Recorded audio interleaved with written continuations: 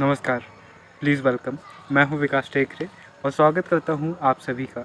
आज हम जिस मूवी का रिव्यू करने वाले हैं और जिसकी लिंक मैं आपको डिस्क्रिप्शन में प्रोवाइड करने वाला हूं, उस पर बात करते हैं। दोस्तों, अक्सर हम देखते हैं कि जो बातें लोगों के द्वारा हमें कही जाती है, कई बार वो उसके बिल्कुल उलट भी होती है। हम आज उस फिल्म की बात करने वाले हैं जो हमारे समाज की सच्चाई को उजागर करती है।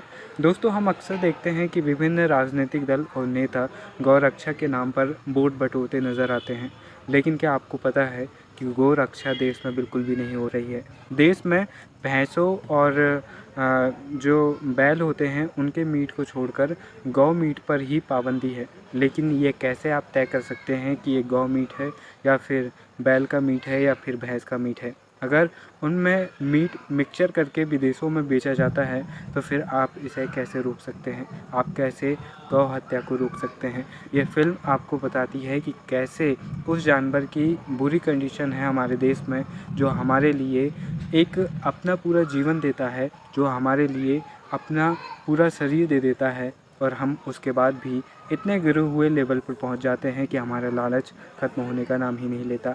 आपने क्या अक्सर कभी ये ख्याल किया है कि जो हमारी परंपराएं होती है वो हमारे क्षेत्र, हमारी जलवायु के आधार पर तय होती है? आपने कभी ये सोचा कि मुस्लिम धर्म में बलि हमेशा बकरे की ही क्यों दी जाती है? इसका जवाब है कि जिस क्षेत्र में ये प्रथा, ये परंपरा की शुरुआत हुई, उस क्षेत्र में सबसे ज़्यादा तादाद में बकरे ही पाए जाते थे। वहाँ पर ऊँट भी पाए जाते हैं, लेकिन क्या ऊँट की बलि दी गई? नहीं, बकरे की दी गई। क्यों? क्योंकि उनकी आबादी ज़्यादा थी। भारत में आप देखते हैं जो धार्मिक व्यवस्था में आप देखते हैं कि मुर्गे या फिर बकरों की या फिर भैंसे की बलि दी जाती है। गायों की बलि दी जाती है क्या? नहीं, क्योंकि गाय दूध देती है। ज़्यादा से ज़्यादा लोग बैल की बलि दे देते हैं, ज़्यादा से ज़्यादा लोग भैंसे की बलि दे देते हैं, मुर्गे बकरियों की बलि दे देते हैं। वो गाय की बलि नहीं देते क्योंकि उससे उन्हें दूध मिलता है। बैल की बलि नहीं देते क्योंकि उससे अगर उसकी बलि दे देंगे तो हल में क्या खुद जोतेंगे, फिर हल कौन जोतेगा। लेकिन आज के समय में कंडीशन वैसी नहीं है। आज जो दूध लेने के लिए हमें चारा काटकर गायों को खिलाना पड़ता था, उनकी सेवा करनी पड़ती थी, वो दूध आज आपको 60 रुपये लीटर पर मिल जाएगा। कोई भी इंसान अब जानवरों के प्रति अपना दया भाव नहीं रखना चाहता।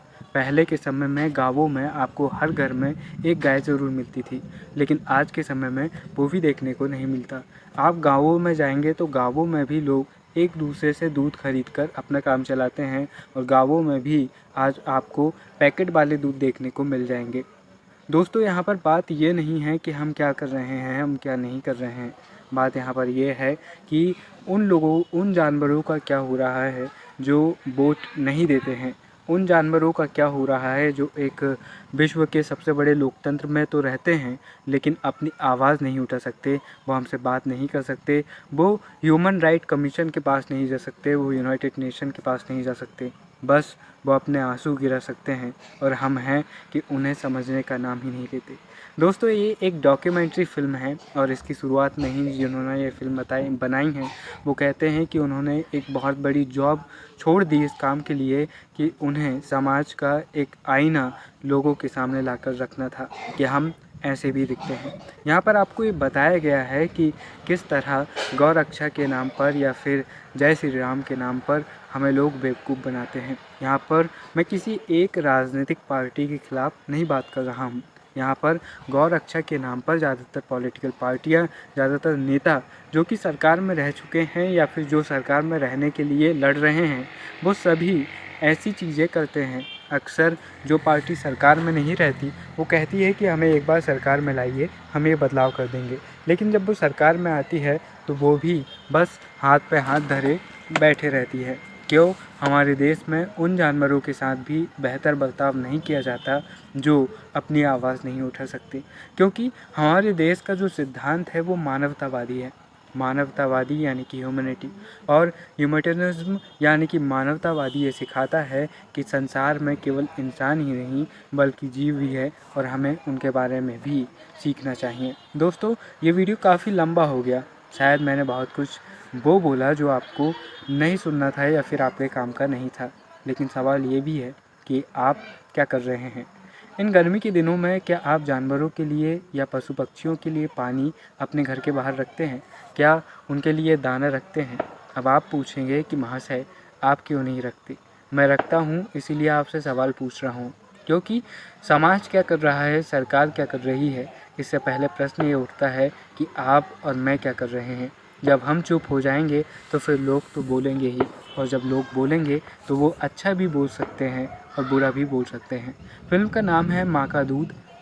वो माँ जो दशकों से हमारी माँ बनी है, और वो है गाय, जिसे हम धार्मिक रूप पर भी सम्मान करते हैं, और उस रूप पर भी धार्मिक के अलावा उस रूप पर भी उनका सम्मान करते हैं, जो एक कारण बनता है कि हमने उन्हें धर्म में महत्वपूर्ण स्थान दिया है। और वो कारण है हमारी आवश्यकता, हमारी डेली नीड्स, जिनको पूरा करती है गाय और उसका दूध।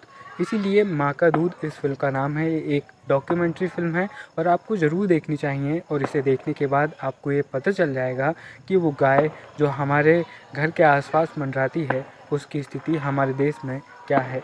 मुझे उम्मीद है कि आप इस रिव्यू वीडियो को यहाँ तक देख रहे होंगे, तो आपसे गुजारिश है कि ज़रूर इस मूवी को देखें और ज़्यादा से ज़्यादा शेयर करें, क्योंकि अच्छी चीज़ें हमें खुद भी देखनी चाहिए और लोगों को भी फैलानी चाहिए। क्योंकि आज अच्छी चीज़ों का मिलना और अच्छे लोगों का मिलना बहुत ही मुश्किल हो गया है। फिर मिलेंगे अपने ही किसी और मूवी रिव्यू में। तब तक के लिए नमस्कार। जय हिंद।